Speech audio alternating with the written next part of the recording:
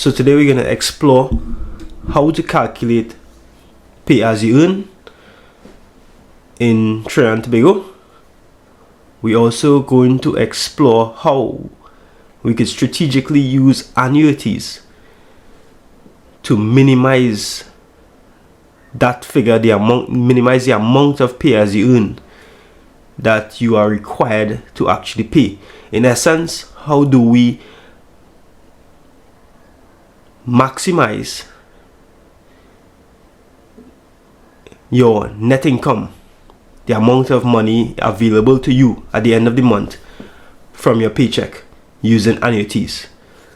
So let's begin. So before anything, let's recap what is pay as you earn. Now, pay as you earn also goes by the acronym P.A.Y.E. Some persons call it P.A.Y.E. So it's pay as you earn, and it's utilized by the government to invest in tech education facilities, including the roads. So maintenance of the roads, and more or less garbage collection, transportation, public health. All of these things are funded part by pay as you earn. Now, for 2022, the government had changed the personal allowance to TT 84,000 per annum. It means that if your income is 84,000 TT or less, you will not be charged any pay as you earn.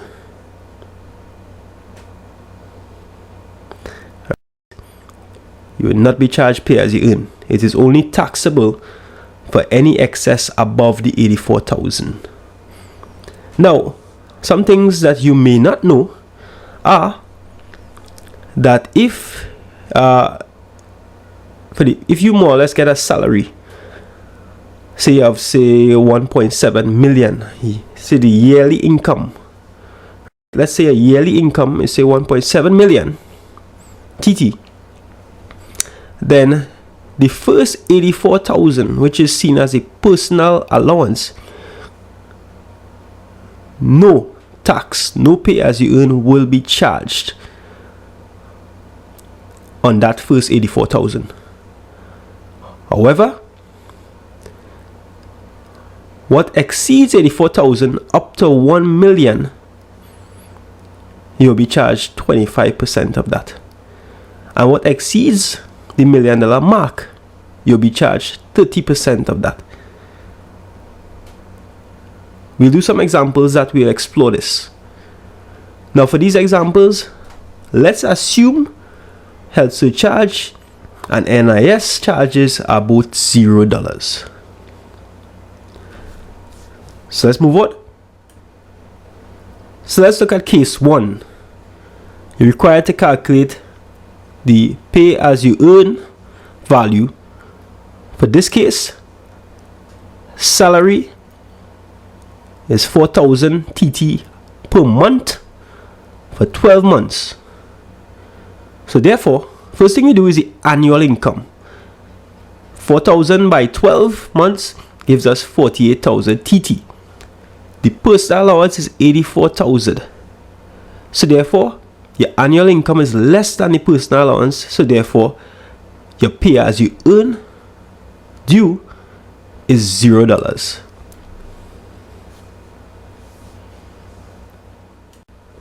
Let's look at case 2.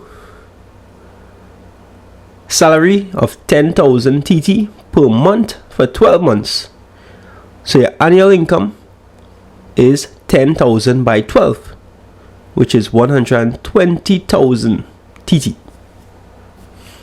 Personal allowance 84,000.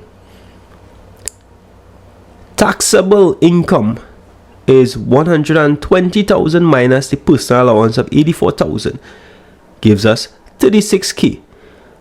So you could only be taxed based on that 36K. So the annual pay as you earn is 25% of that 36k, which gives us 9k. So the pay as you earn for that year is 9k, and if we divide up by the 12 months, you'll be required to pay 750 TT per month. Pay as you earn. That is what should be deducted from your salary. So let's look at this third case.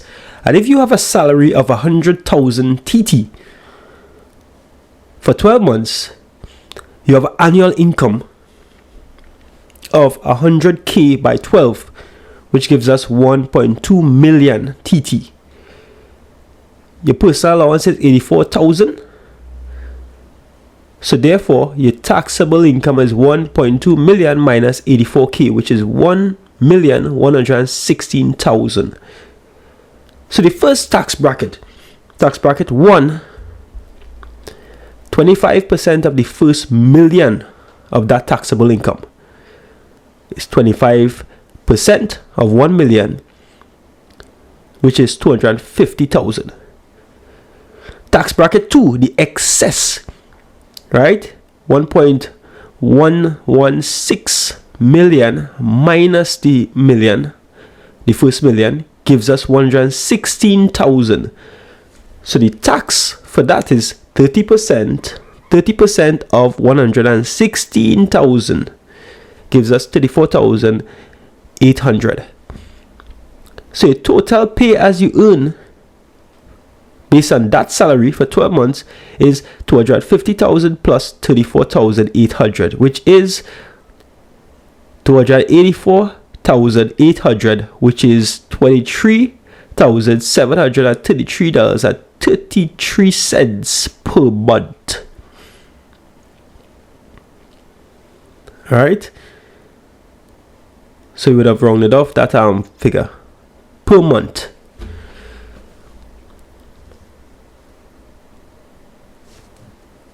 Just keep in mind, it is always whatever is the taxable income, the first million is subject to the 25%. And the excess of that million is subject to the 30%.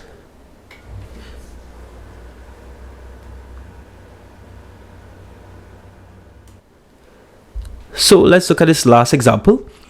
Salary of 12,000 TT per month for 8 months. And the number of months matter. I'm going to show you why. Annual income is 12k by 8. Since it's 8 months, gives us 96,000 TT. Your personal allowance is 84,000. Taxable income becomes 96k minus 84k, which is 12k. Annual pay as you earn becomes 25% of the 12k, which is 3k. Now on an 8-month perspective, it really is, you should be charged 375 TT per month for each of the 8 months. The problem is that a lot of, well, not a lot, but many head offices tend to make this common mistake. They expect an individual may have a contract, a short-term contract that is going to be renewed. So they may calculate the pay as you earn based on a 12-month scenario and not an 8-month scenario.